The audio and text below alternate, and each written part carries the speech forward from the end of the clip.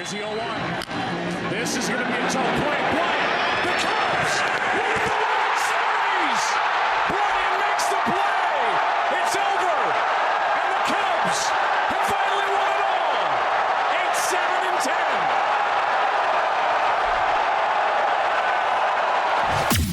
8-7-10. Welcome to Club 120.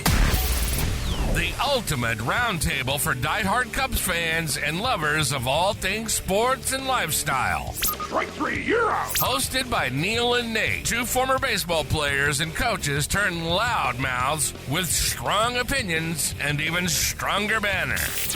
Get ready for quick-hitting, time-answer segments packed with wit, laughs, and the occasional heated debate. From analyzing Cubs on-field action to diving into off-field drama, no topic is off limits. So grab your glove, pour a drink, and pull up a seat at Club 120, where the banner's quick, the takes are hot, and the Cubs always come first. Let's get started. Play ball.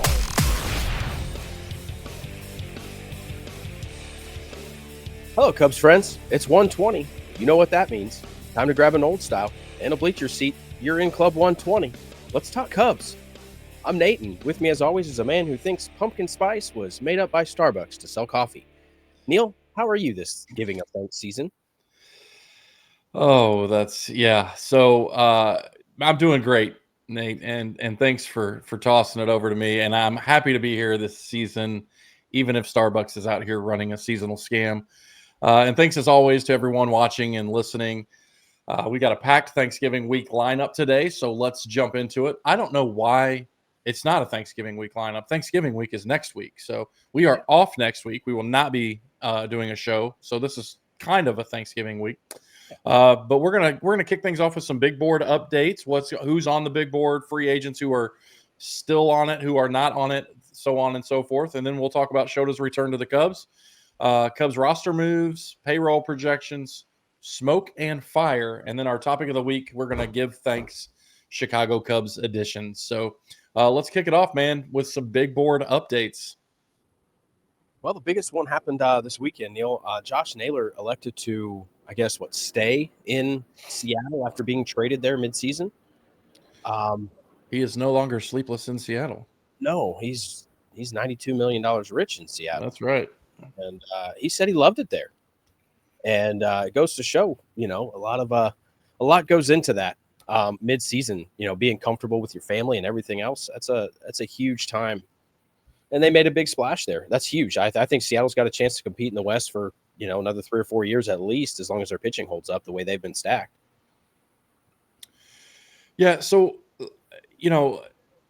Naylor's obviously was the first domino to fall off of our big board anyway. And again, today we posted the big board once again with 2 names marked off of it. And people are always quick to let me know that there's more free agents out there than on the big board. I do understand that. These are just the highest, most glamorous, most glittery names on the board, in our opinion. But honestly, the one that I care about the most, and I think most Cubs fans care about the most, is Shota. Yeah. We learned a lot, didn't we, in the last week about how this whole process works. We thought he was gone. He declines his option, and we think that's it. But we all learned that there's so many loopholes here. So 1 for 22, I think, is the final number. Is that right? Yeah, I think that's right. And, I want to talk about 2 sides to this thing. One, did the Cubs do this right by locking in Shota? And number 2, is this a smart move by Shota? Well, it doesn't take too many phone calls to gauge how much interest is out there from an agent. I think he probably got the win that it was probably right around the range that he just declined or less. So then he has his options. I'm sure he learned about this too, right? We're learning about all these qualifying offers and things kind of on the fly because most of the time these guys don't accept it anyway. So we're like, oh, we just throw that stuff away. So what happens when the guy does, right? There was a last hope. And in fact, I think Bruce Levine even said it on his podcast or with Lance or somebody that there's actually a 2-year deal somewhere in the works as well. So there was definitely some channels that were never cut off. It felt like that as Cubs fans, when there's 2 declines right in a row, like back-to-back days, within hours of each other. That's a lot of rejection to walk through. But I think it's a good move, Neil. You said you wanted to spend some cash on pitching. Would he not be on your big board, right? He's on your big board. Would he be on your big board if he played for the Padres? Yeah, no. I mean, I look, everybody, and I won't say everybody, there's a lot of people who were down on Shota at the end of the year, the way he finished the year. I was quick to pile it on him, but he's got a resume that if we're looking at the last 3 or 4 weeks of the season in a bubble, then you're okay with him walking. But if you're looking at his resume as a whole, he's probably somebody you still want in that clubhouse, and he's probably somebody you still want. I think he's going to slide down the list if we're being honest. And I'll be, speaking of Shota, we might as well. He is topic number 2, so we might as well just slide into it. But I think he's somebody that will be great for our starting rotation. I don't think he's that 1 or 2. I think this year was exactly what it was supposed to be, right? It's his sophomore year. The league made some adjustments to him, and now it's his responsibility to do what's next. I think it's contractually the way that they set him up. I think the way that with the strike coming or the pending, whatever you want to call it, everything in his range of free agents is kind of in this window, and he kind of got cut off to it. Do you like it? Do you love it? Just keep it simple. Do you like this move? Do you love it, or do you hate it? Well, look, like I said, it's stability in the rotation, right? And Horton and Boyd both coming back. To me, that's 1, 2. I don't know at what point you get Justin Steele back, and I don't know what form Justin Steele's in when he comes back. So to me, Shota is stability in the rotation, in the 4th, 5th starter kind of guy. I would like to see us go out and get another starter. I would like to see us go get somebody that bumps Horton and Boyd down to a 2, 3. But, at least somebody of their caliber. I'm tired of, I say I'm tired of it. I shouldn't say that. That's not fair. I say I'm tired of getting back end rotation guys, but that's what we thought Boyd was. And look what he turned out to be. So, so I'll toss it back to you. Do you think Shota's re-signing is about loyalty or necessity? I think that they wanted this deal all along, and I think both sides wanted it. It would have been an easy option pickup if he was everything down the stretch that we needed him to be, right? I mean, they would have easily picked up that 3 years if he was that Game 7 guy that we needed. So we're how far away are we, though, right? We thought J-Mo wasn't going to be anything for us in the playoffs, and look at how he turned out. You say Boyd was signed as a back-end guy. So, look, let's let the man work. He's a professional. So for $22.5 million, I think it's a great signing for what his pedigree is. As you mentioned previously, he's shown that he's good at this game. He's got to make some adjustments to keep being good. Here's my problem, Neil. Unfortunately, if Shota is the second best pitcher that we sign this offseason, that's a great deal. It's not going to happen, though. That's the best thing that we're getting in the starting pitching standpoint. I think that $22.5 million, when he accepted that, I think that flipped a script to plan break even. And Tom took over. And I think Shota is your starting pitcher marquee signing of the year. And we're going to just run it back with Shota, Boyd, Horton, Tyone, and Colin Ray. And then when Justin comes back in midsummer, then that's your free agent signing or your trade that you're looking for. This is kind of scripted in my book. It seems scripted. So that's how I see it. Well, I hope you're wrong. So if you have to put a grade on it, like it, love it, hate it, or I would hate it if I hate it if that's the only thing that they do. Okay. And I love it if they name any of the big board guys that we can get to later that we're going to talk about, and we can dance. I unfortunately think break even Tom is now going to take over because Tom's like, wait, we just signed. He didn't even know that rule existed.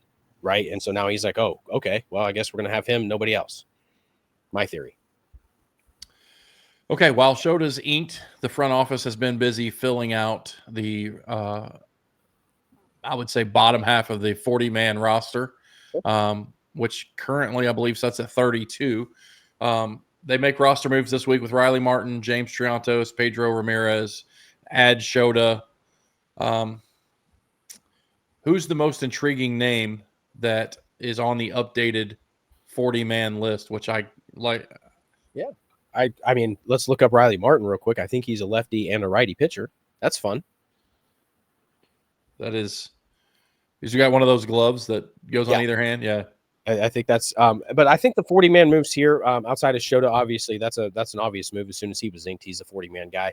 I think the Martin, Triantos, and Ramirez is just a 40-man roster deal to protect for Rule 5. And so if they're not protected this year, they're in that bubble group where if they're not protected, they can just be plucked like Gage Workman was last year. Do you know the number offhand that the 40-man currently sets at? 32. So you've got 8 spots currently available. We can get to that later, but you really, it's funny because when you go down that list of 32, I have a lot of questions about it. But which of the Cubs kids, Neil, do you foresee legitimately getting their shot in 2025?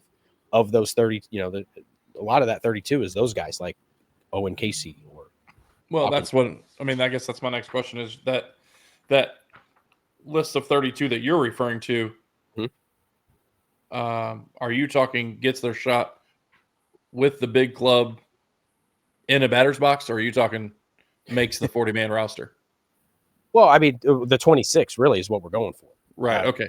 I think those guys. I think Triantos was on it for a little bit last year. Maybe I don't know how that worked, but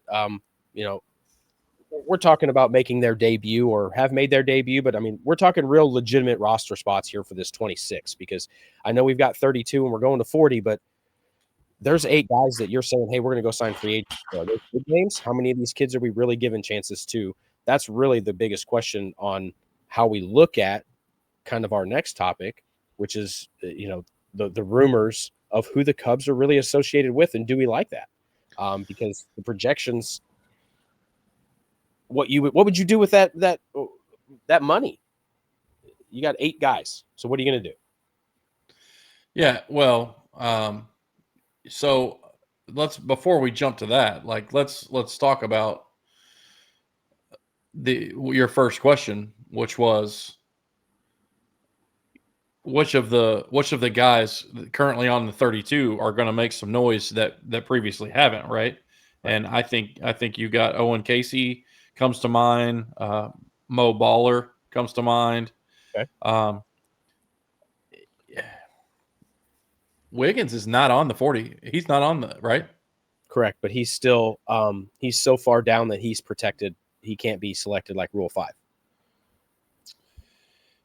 Yeah, so that's interesting to me. As we get into, it's kind of funny in the offseason, these topics kind of all run together because they are so linked. Like, Mo Baller getting a shot is kind of like, the fifth topic we're going to address today is this rumor mill, and the name at the very top of it would mean we'd have to deal Moises Ballesteros and we'll get to that topic later. So, is this, I don't know who the most intriguing name on the 40-man is. To me, I think the biggest outbreak that everyone's waiting for is Owen Casey. Sure.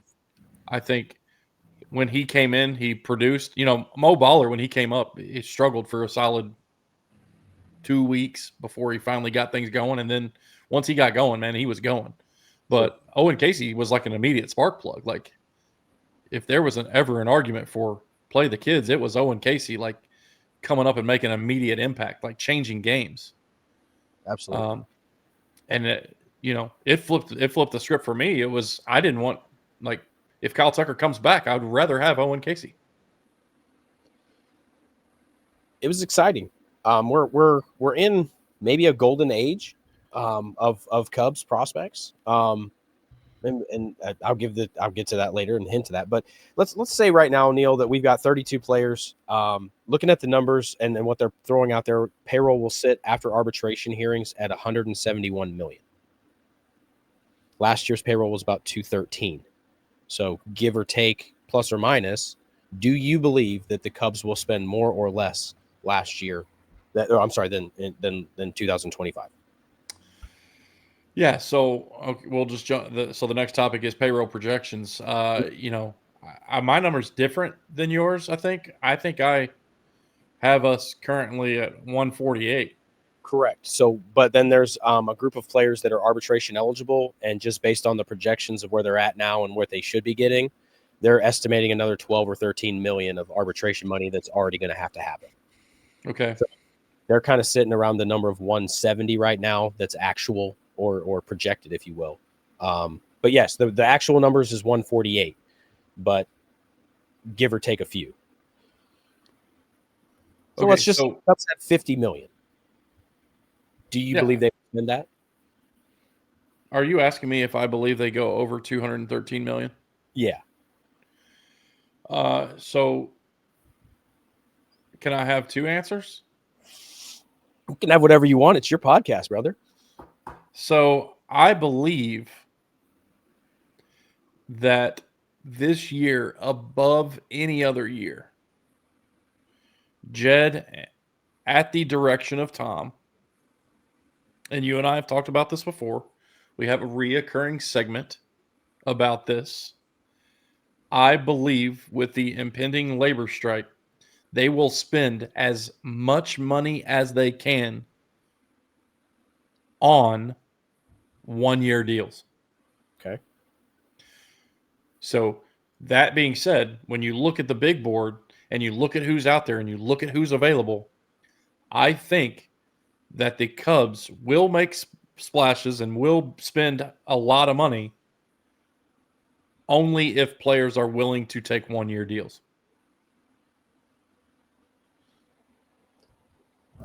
So do you believe that out of this GM meetings, is that what's going on right now? That the consensus is just going to come out that these 4 and 5, 7-year deals, 10-year deals outside of maybe Kyle Tucker are going to be very hard to come by for veterans?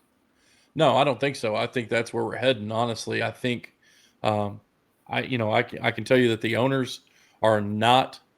The owners want to put a stop to the deferred payments and deferred deals, and I think the players are all about it. I think that's what they want, and I think if they can agree on that topic alone, I think there's no labor stoppage. Really? And I think that's the hangup.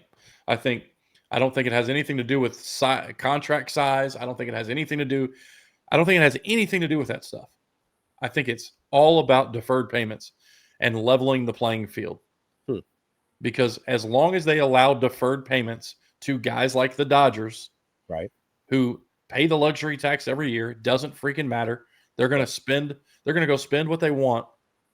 And now, if the Dodgers have 8 guys on deferred payments, they're not even going to pay the luxury tax. Right. Because their salaries are all going to be so low. So I think it's bad business.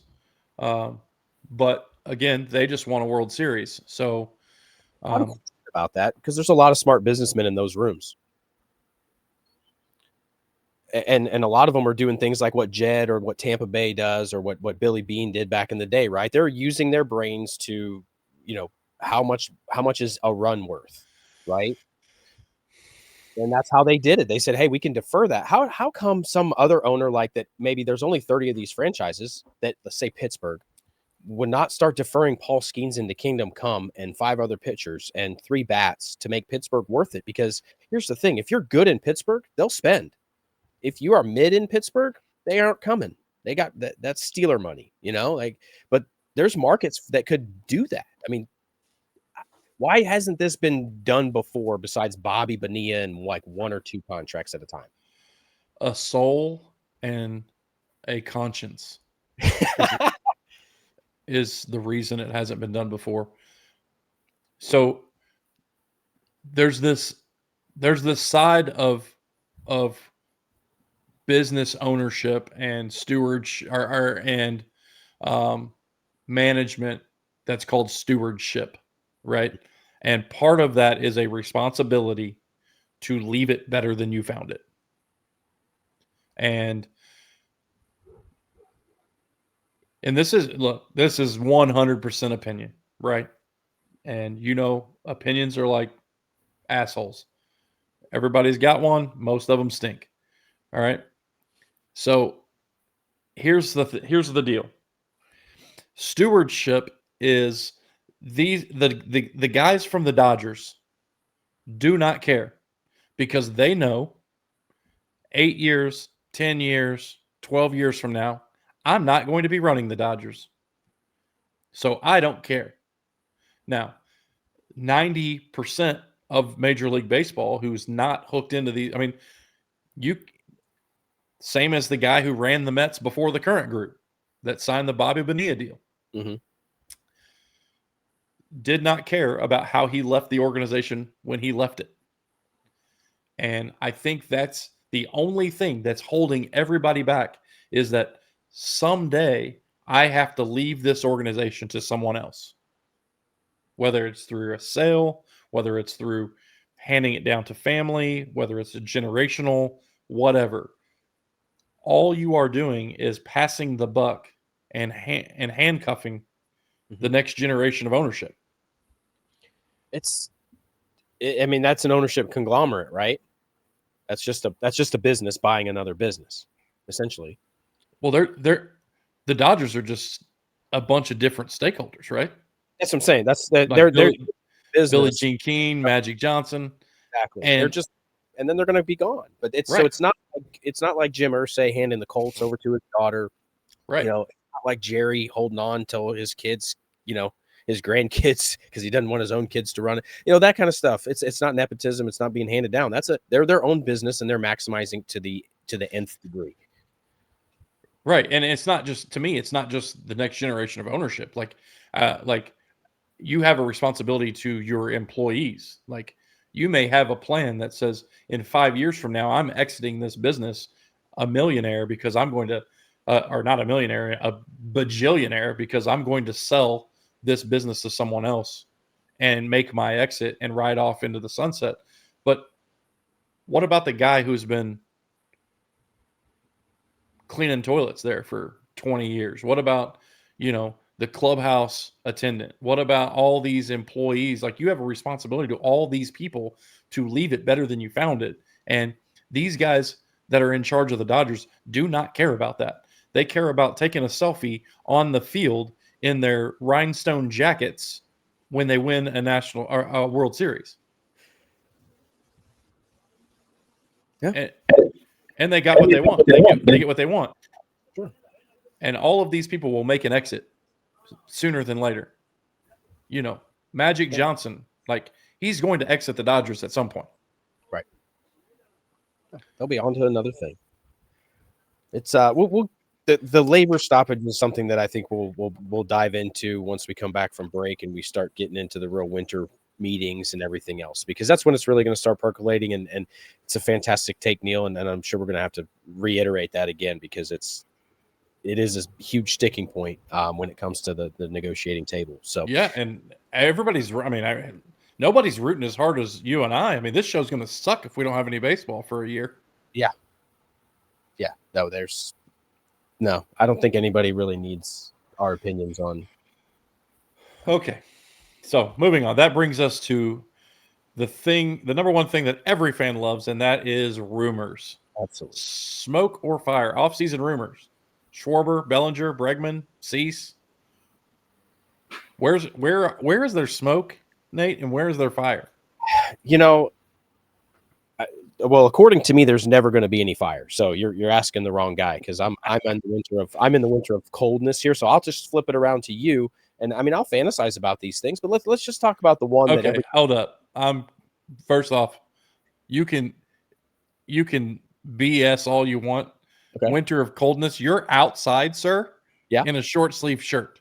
Yeah, we won't talk about how Wrigleyville is acting like it's summer. Yeah. Again. It's raining in 40 where I'm at, so I don't want to hear it. That's a whole nother. Well, that's another deal. But let us romanticize about a old World Series hero, Kyle Schwarber. What's your thoughts about just the swirling winds of this smoke? And is there fire or not? So that's what I hinted at earlier. To me, if I'm okay with it, but there's two things that you're going to have to be okay with. You're going to have to be okay with your DH who hits the ball 700 miles, also leading the league in strikeouts. You're going to have to be okay with it. Number two, you're going to have to be okay with the fact that Mo Baller is nothing more than trade bait, and will be in someone else's uniform. Yeah, and just tanked his value because they know you don't need him. Right. Okay. What about an old friend named Belly? I saw Boris going on and on about how great a time Bellinger had in Chicago. Is that Boris blowing smoke to try to drum up another big name, big city for Belly? Okay, so weird.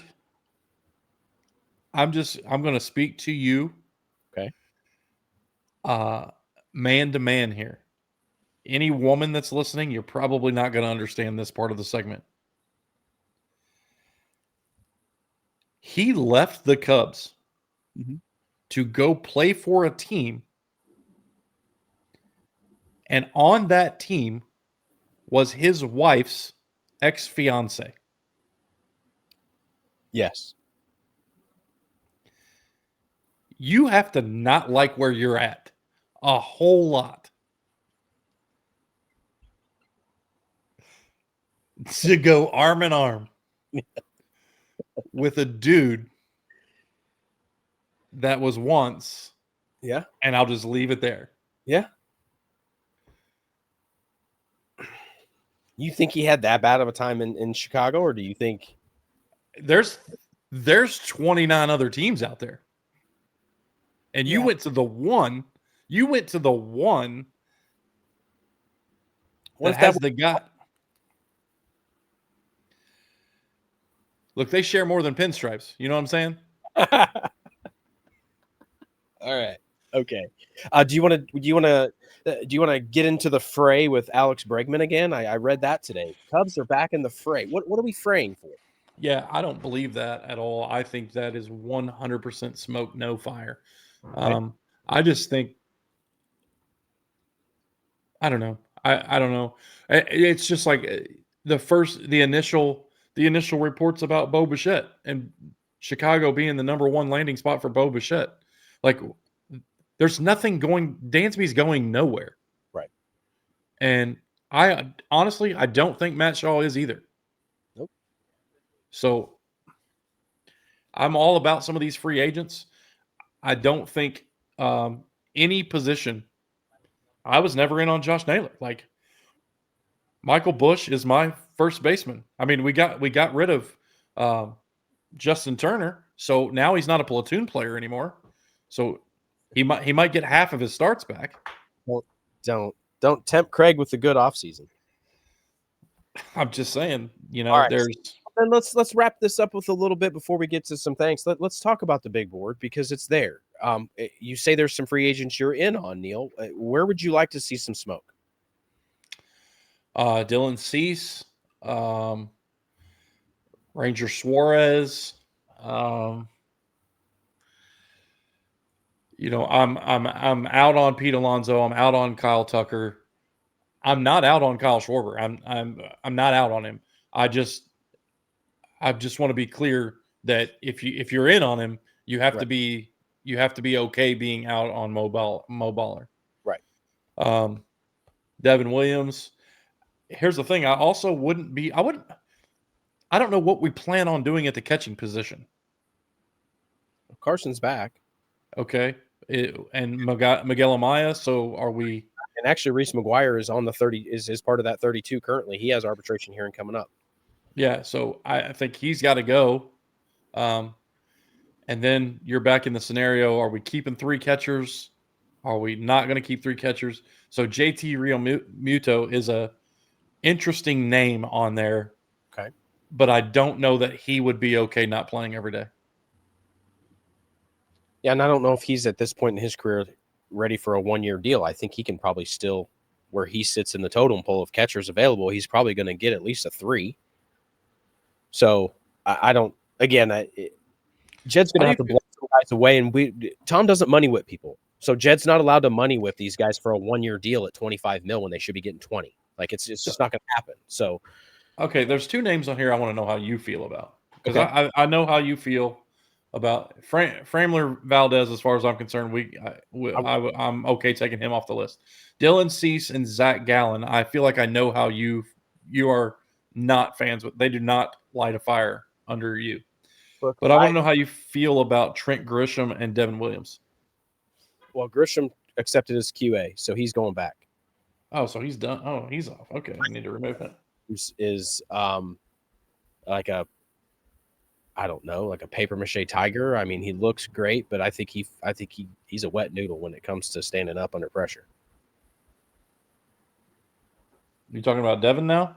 Yeah, Devin Williams. Yeah, I think Trent Grisham's back. He signed his qualifying offer, and I wouldn't touch him at all. I think his defense is deplorable, and So, he's a one-trick pony with a swing, with a one plane swing. So you are out on pretty much everyone on this list. Listen, let's go to the. I mean, absolutely. I don't. There's not much out there right now that I'm interested in. If Kyle Tucker's the best that's out there right now, it's a hard pass for me, brother. I'm good. I'll take. So you're passing on Dylan Cease. I mean, if he's going to sign for a year, I'm not going to commit multiple years to a guy that knows how to walk the bases loaded on 12 pitches. And you feel the exact same about Zach Gallen. I think Zach Gallen figured out how to do it on 11. So this is all like you're giving examples of one outing. I mean, he's frustrating. Zach Gallen is frustrating. He looks great. He looks the part. I mean, what a Ferrari. He's just not a Ferrari. Like Jacob deGrom is a Ferrari. Zach Gallen, I don't know. I mean, he's awful. He wears me out. I hate guys that walk for no reason. Like, hit the zone, compete in the zone. Your game is not being wild. You can't do that at Wrigley. Okay. All right. Well, let's move on. Let's wrap it up on a lighter note. It's Thanksgiving next week. We will have no episode. So let's talk about what we are thankful for in Cub land. Well, I'll let you wrap it up because, I'll be short and sweet, Neil. It's very easy to be a Cubs fan this day, and I'm thankful for that. And here's why. We're in a golden age. These kids can play. And I'm thankful for a guy named Jed who drafted these kids, brought them in, signed them, and they're here. We've got a fun year in front of us, Cubs fans. It's okay that we're not going to sign all the free agents. Be thankful that we have kids. We've got kids that can play baseball at a high level. That's what I'm thankful for. How about you? Yeah, so what I'm thankful that Shota's staying. I'm thankful for an emerging Cade Horton. Like you said, I'm thankful for a rapidly developing young core. The fans, Wrigleyville, all of those vibes. I could not imagine being a fan of another fan base. I couldn't be more thankful for just the vibes in general that Wrigley brings, that the game day feel in Chicago brings. I'll be honest with you. I'm thankful for a front office that usually tries. I feel like the front office is trying to win baseball games, regardless of what the fans want to say and don't want to say. I feel like they're trying to win games, and I appreciate that, and I'm thankful for that. I can't imagine being a fan of an organization that just isn't trying to win.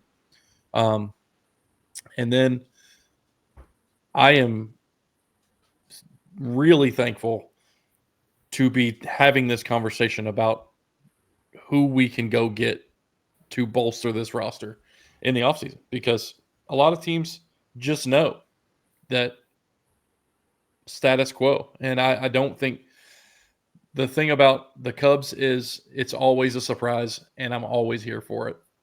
And I'm always going to be a Cubs fan. So no matter what happens this winter, we can all agree it's good to be a Cubs fan. It's good. It's been fun. It's a good time. I love seeing the rumor mill start heating up. It's been a little barren couple of weeks here, and now that Naylor kicked it off for us, I think it's going to be a fun winter of, just a lot of Cubs chatter, and it keeps you warm. It keeps you warm, doesn't it, Neil? It does. I love it. I'm excited. How many days till Monday? Oh, let me check. It is pitchers and catchers report in 86 days. There it is. There it is. All right. Well, that's all we have for today. We will not be recording next week because it is Thanksgiving, and there will be no episode next week. So we'll be back the week after, and hopefully there'll be some movement to talk about, some roster moves. That is all for us. Be sure to like, subscribe, follow at Club 120 Show, online at www.club120show.com. That's all for us. Go Cubs, go. Go Cubs, go. This has been Club 120. Neil and Nate have practically spent their entire lives doing something centered around baseball. And with these guys, you're going to get quick-hitting, time-answer segments packed with wit, laughs, and, yes, heated debates. We hope you enjoyed the show. If you did, make sure to like, rate, and review. We'll be back soon. But in the meantime, you can find us on all social media platforms at Club 120 Show.